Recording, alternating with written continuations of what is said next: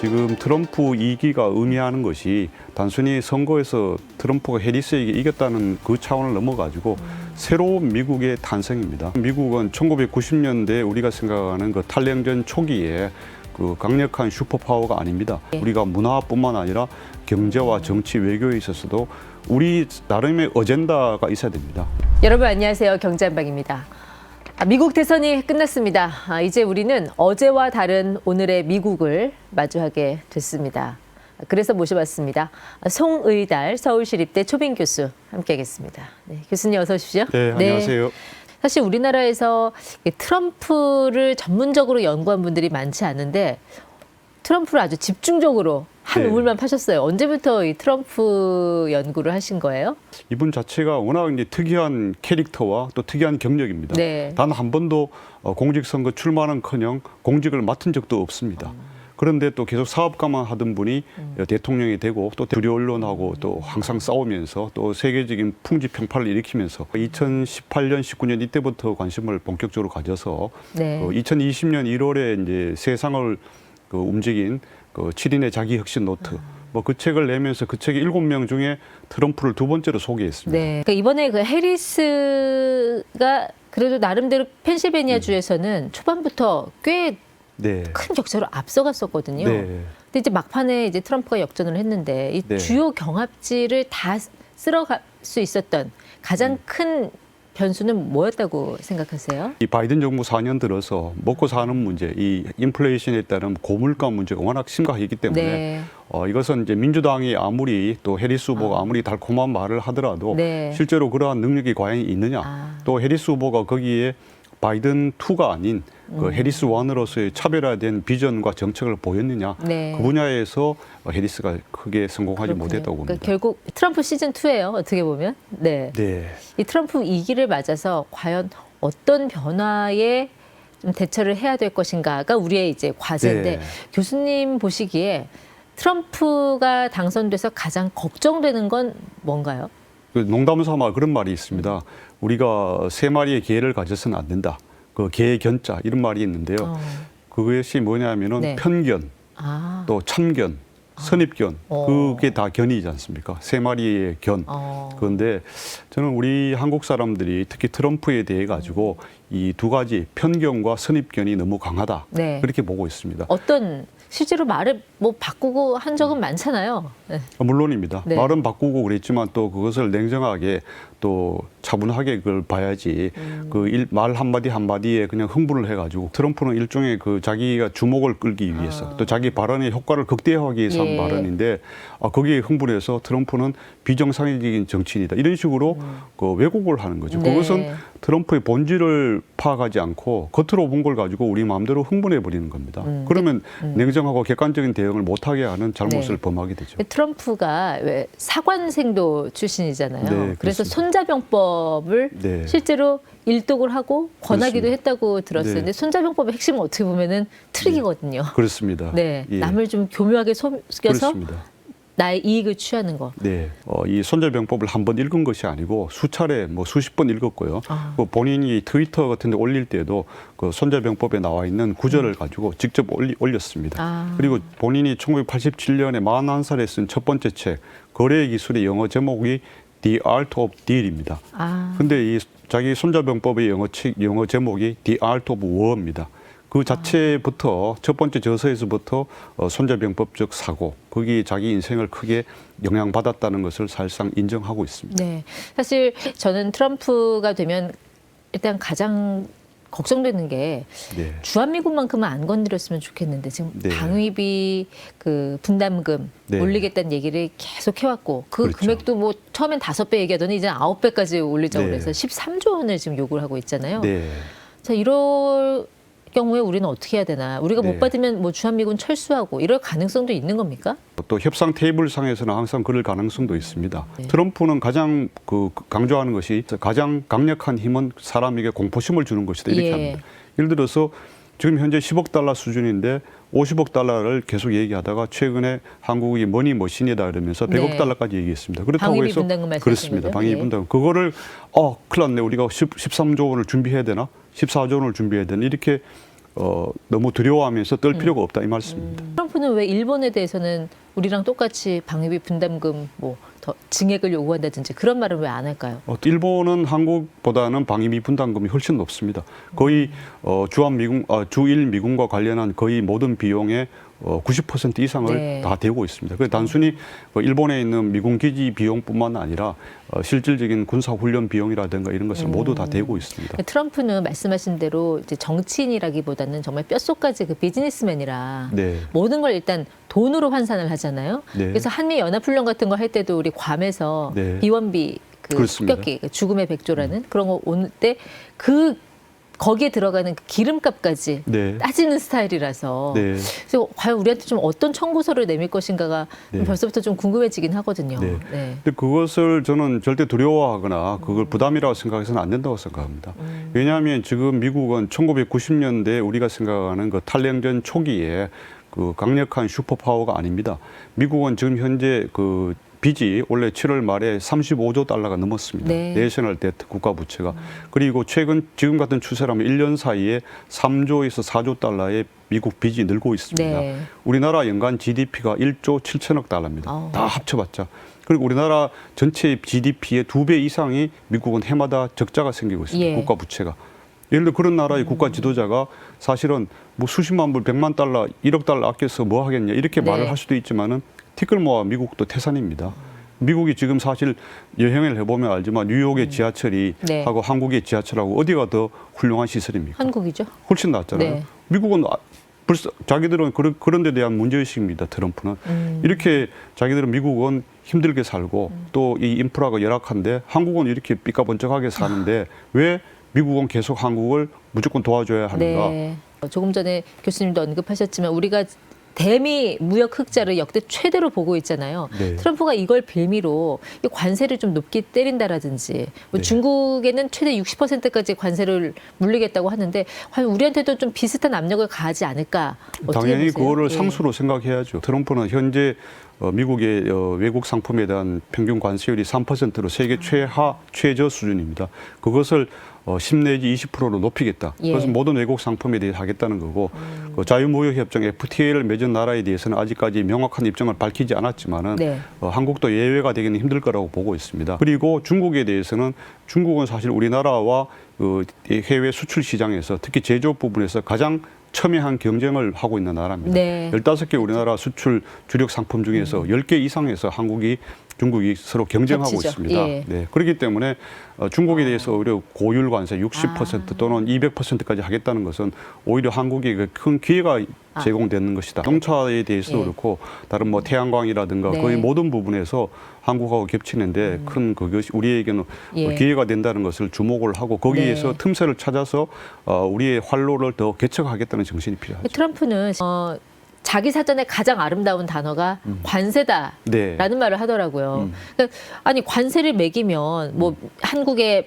배터리든 반도체든 그 관세 피해서 자동으로 알아서 미국 와서 공장 짓고 할 텐데, 바이든 너는 뭐하러 그렇죠. 보조금 줘가면서 네. 외국 기업들을 불러들이냐 이거잖아요. 근데 그렇습니다. 삼성이나 SK하이닉스는 이미 그 보조금 받으려고 현재 투자를 집행을 하고 있는데 트럼프 위기가 시작되면 이 모든 계획이 틀어지면 우리 기업에는 오히려 타격이 되지 않을까요?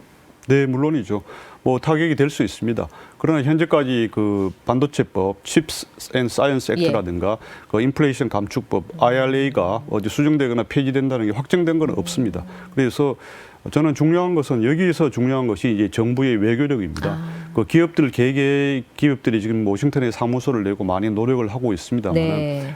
그보다 더 위에서 할 수 있는 것이 정부가 진짜 트럼프 진영하고 네. 개인적인 또 끈끈한 친밀한 관계를 맺어서 이런 분위기를 잘 정리해서 네. 지금 이제 특히 트럼프 2기에서는 미국 연방 상원과 하원까지 장악할 가능성이 매우 높기 때문에 무엇보다도 트럼프 진영 다양한 각도에서의 예. 접근이 필요하고. 그 IRA 법안으로 활성화된 그 미국의 지역들을 보면 대부분 그 공화당 네. 지지하는 그 지역들이 많아요. 그래서 그렇습니다. 트럼프가 이거를 쉽게 폐기는 안 할 거다라고 보는데 어떠세요, 교수님? 그렇습니다. 네. 예, 뭐 현실적으로 뭐 조지아주라든가 이런데 우리 한국 기업들이 많이 이제 또 진출해 있고 걱정하거나 예. 또 초조해할 필요는 없고요. 또 우리가 미국 사회에 기여하는 부분이 많습니다. 그죠? 지난해 보면은 한국 기업의 미국 내 고용 창출이 전 세계 1위를 했습니다. 네. 중국이나 일본보다 훨씬 많습니다. 그래서 이런 우리가 단순히 미국으로부터 무조건 네. 그 미국의 이익만 취하는 그런 이기적인 나라가 아니라 미국이 기여하는 측면도 많다. 네. 이런 것을 트럼프에게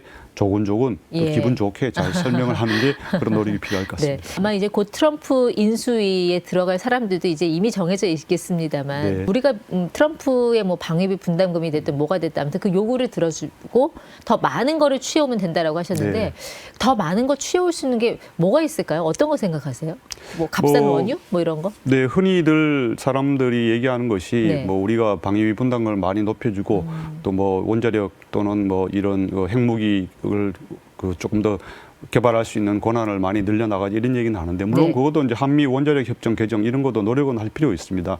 그러나 그것은 사실 미국의 진짜 세계 전략 또는 세계 질서 관리 차원에서 핵무기를 무조건 그 확산시킬 수 없는 그 상황이 있습니다. 네. 그리고 또 한국이 핵무기를 갖게 됐을 경우에 그 확실한 그 한국에 대한 어떤 신뢰 이게 있어야 되는데 그게 부족한 상황에서는 쉽지 않습니다. 그래서 저는 그것보다 더 네. 중요한 것은 한국의 어떤 경제적 이익을 더 예. 확대할 수 있도록 어. 지금 현재 트럼프가 뭐 대미 무역 흑자를 한국의 흑자를 줄일 가능성도 높고 여러 네. 가지가 있습니다만은 어쨌든 한국이 진정으로 그 미국의 친구다. 또 이 미국의 세계 질서 유지와 자유민주 진영의 발전에 또 강화에 기여할 사람이다 파트너라고 트럼프가 오케이 인정을 한다면은 이 경제 분야에서 또 산업 분야에서 훨씬 더 많은 우리에게 기회가 있을 겁니다. 대표적으로 트럼프가 오늘 본인이 직접 한국의 조선 산업이 네. 미국을 위해서 매우 필요하다라고 얘기를 했습니다. 그것은 미국의 해군 산업 미국의 해군력이 계속 중국에 추월당하고 있습니다. 네. 지금 속도라면. 자기들 필요가 있기 때문에 그런 거고요. 그 이외에도 한국이 우수한 여러 가지 단순히 반도체를 넘어가지고 필요한 네. 분야가 반드시 몇 개가 있습니다. 아. 그래서 그런 데 있어서 우리가 이익을 극대화해서 네. 특히 중국을 제외한 자유민주 국제 진영에서 한국의 이 제조 포트폴리오가 세계 최고입니다.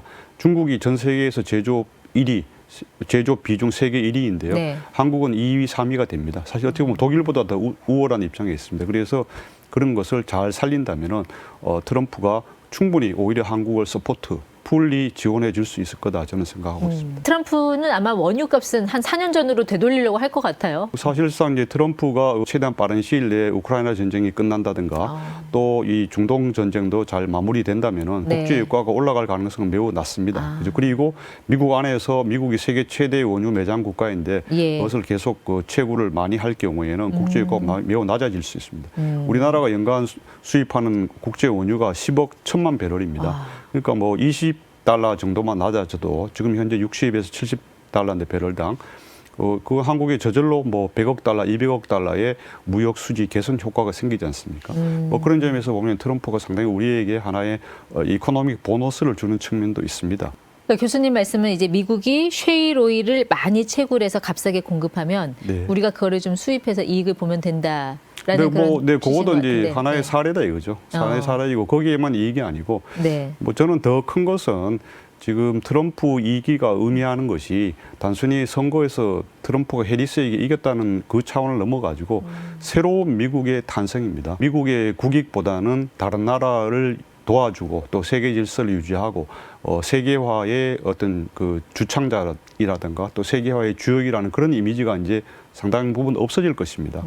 전 정말 궁금한 게 교수님은 진짜 진지하게 지금 정부가 트럼프하고 협상해서 더 많은 것을 받아올 수 있다고 보세요? 지난 2년만 해도 우리가 그래도 편하게 협상할 수 있는 게 기시다였는데 뭐 받아온 게 있나요? 그런데 트럼프하고 협상해서 준 것 이상을 받아올 수 있다라는 게 약간 현실적으로 조금 납득은 안 가거든요. 현재까지의 어떤 국정 운영 성적표로 보면은 유감스럽게도 그런 측면이 많고 그런 우려가 뭐 현실이라고 저도 인정을 합니다. 트럼프 4년이 남아 있습니다. 네. 아직 내년 1월 20일 날 취임을 하기 때문에 우리가 트럼프에게서 바랄 수 있는 것, 예. 또 우리가 취할 수 있는 것, 또 우리가 양보할 수 있는 것, 제공할 네. 수 있는 것, 거기에 대한 전체적인 목록과 시나리오 이런 걸 만들어서 전문가들이 충분히 예. 뭐 국가안보실이라든가 외교부의 몇 사람만이 아니라 뭐 기업의 사람들도 하고 또 학계의 사람들도 하고 또 미국 현지 필요하다면 그 전문가들도 같이 해서 그런 종합적인 이 마스터 플랜을 세워야 됩니다. 한 가지 좀 약간 특이했던 건 이번에 머스크가 트럼프를 지지했는데 테슬라, 그러니까 머스크 공장 한 50%가 지금 중국에 있거든요. 네. 그리고 또 머스크는 시진핑하고 관계가 좋고 네. 약간 중국이 머스크한테 좀 헨리 키신저 같은 그런 역할을 기대하지 않을까. 네. 일론 머스크로서는 자기의 몸값을 네. 미국, 중국 양쪽으로부터 최대화, 극대화할 수 있는 유리한 그 위치를 네. 선점했다고 볼 수 있겠습니다. 본인은 물론 뭐 1억 달러 정도의 그 선거 후원금도 내고 여러 가지 네. 본인도 많은 노력을 했습니다.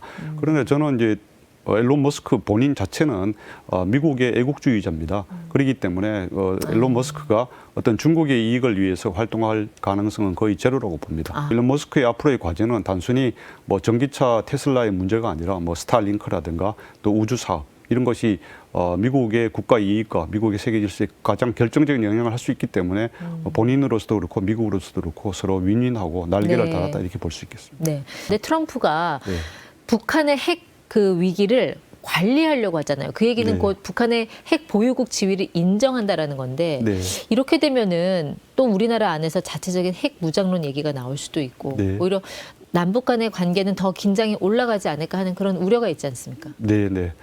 물론 그렇죠. 근데 이제 사실 우리가 지금 공화당뿐만 아니라 민주당도 최근에 발표한 그 당 강령에서 북한의 핵 보유 폐기 여기에 대한 얘기 언급이 하나도 없습니다. 그죠?